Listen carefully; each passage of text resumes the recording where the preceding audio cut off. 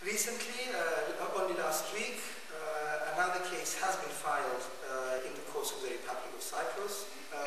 It's the Sakolas case. Again, it is a property case. And Mr. Sakolas is suing Turkey on the basis of the Apostolides case.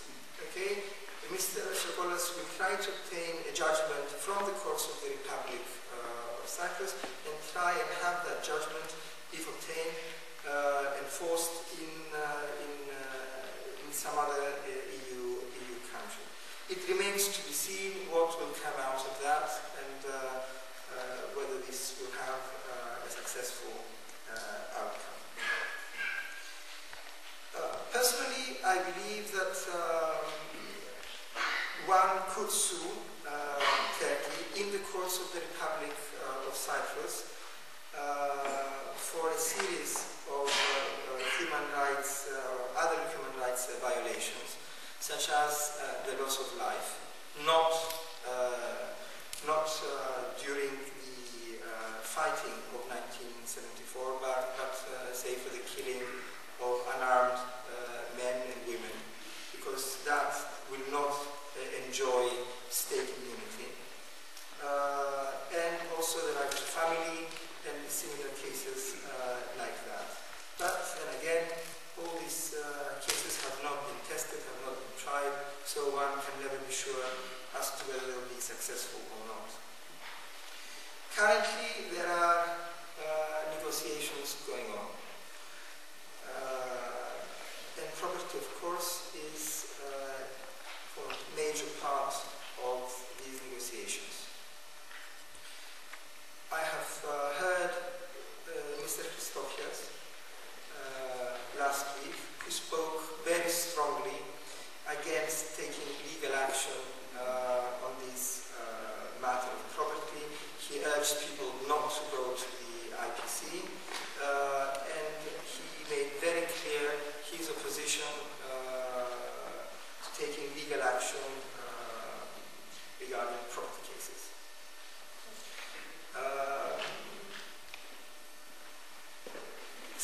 A couple of years back, I was arrested in the north, and I was served summons, and I had to appear in the court of the TRNC. I believed at the time that I should appear in court in the TRNC. I felt that they were bluffing, and besides, I felt that that was a win-win situation, in the sense that if I were convicted, it would show to the world that that was a mockery of a trial. And if I were acquitted, then the Turks themselves would be admitting that there was nothing to answer, that it was all fabricated, that it was concocted. But I did not want to go, okay, and then be held responsible for causing damage, okay, on the political level and the negotiations. So before deciding whether to go or not, I contacted the government and I said, this is the situation, I've been arrested, I should appear in court. I want to go, I believe I should go, because this is a win-win situation for us, but I will not do it unless it's okay with the government. And after a lot of discussion, it was decided that if you want to go, you can go, it's fine with us. And I did go. And then on the day that the case was set to be heard, somehow my file was lost. It was a bluff.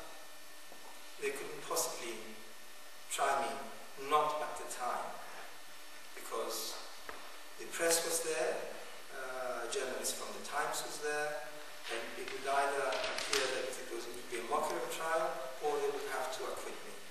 Neither was an option for the administration in the north. And this is why am I saying all this? Because I believe that this is happening now with the IPC. The Turks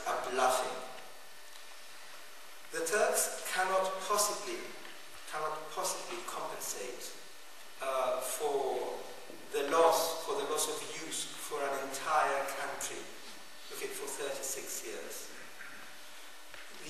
The cost would be too high. We're not talking about millions here, we're talking about billions of pounds. And what the Turks are counting on is that we will not go. I believe, I'm not happy to go, but I can't see that we have an option. There is no option other than to go. If we want to have another bite, have another go at the case and try to have the judgment changed, okay, we have to go back to the ECJ. And the only way to go back to the ECJ, we have to go first to the IPC, to the Property Commission. There's no other way. If there's another way, I just hope someone will point it out to me, okay, and I'll apologize and I'll follow them. There's no other way. We have to go to the IPC. That is the first argument. The second thing is, why let Turkey get away with it? I mean, human rights have been violated, okay, and Turkey should pay. So it is no excuse that it is an illegitimate regime, because if that were an excuse, then I can't see why the hell we're actually talking with Mr. Talat. Mr. Talat is not Turkey, okay, and by no means he's the Turkish leader, Turkish Cypriot leader as far as I am concerned. He's there because he's elected by the Turkish settlers, okay. But we are talking with Mr. Talat and we are negotiating with him. And if we are talking with Mr. Talat, then why not go to the Property Commission?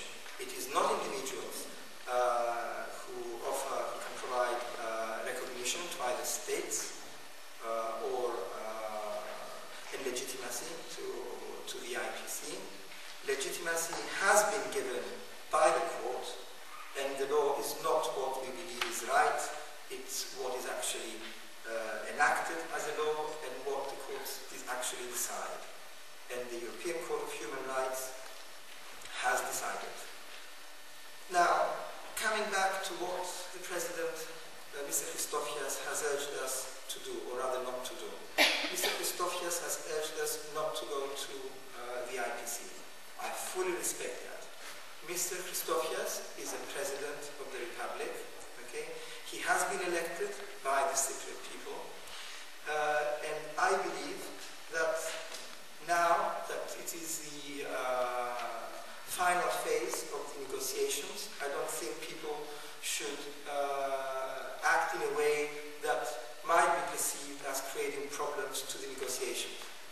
These cases have nothing to do with politics. We're not going to solve the Cyprus problem through the courts. But if the government believes that at this point these cases will harm the Cyprus cause, then I, for one, and I was the first to say that we should go to the IPC, I say, let's wait. The negotiations will come to an end, okay? They will be either successful or unsuccessful, okay? It will show. We will know, if not by May or June. The latest will be by September. If an agreement is reached, it will go to referendum. If the people decide to accept it, fine. If they don't, then I believe that every single Cypriot should decide for themselves as to how they want to proceed with this issue. So it's not a matter for the government to decide.